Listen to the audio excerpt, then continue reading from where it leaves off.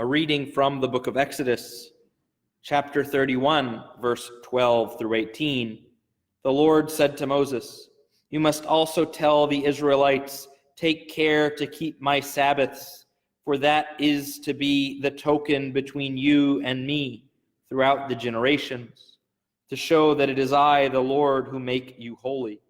Therefore you must keep the Sabbath as something sacred. Whoever desecrates it shall be put to death.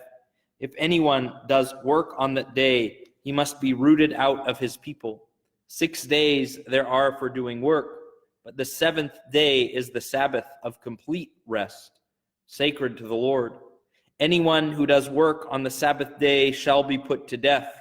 So shall the Israelites observe the Sabbath, keeping it throughout their generations as a perpetual covenant.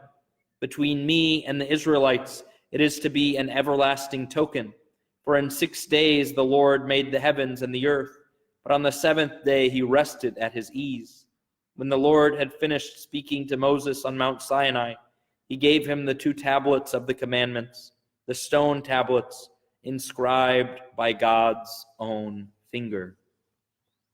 When we celebrate the Sabbath, or keep Sunday holy, the Lord's Day, what we are doing is prioritizing our life.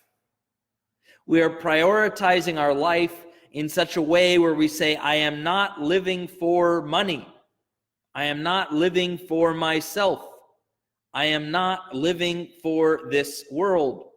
Rather, I am living for God. And in living for God, I will take one day of the week and set it aside so that I can focus on what is important. I can focus on prayer. I can focus on my personal spiritual life, the spiritual life of the church, and the spiritual life of my family. In the book of Exodus, it says that if we don't do this, we should be put to death. Why? Because if we don't do this, we have already put our souls to death. We have already said the world is more important than God.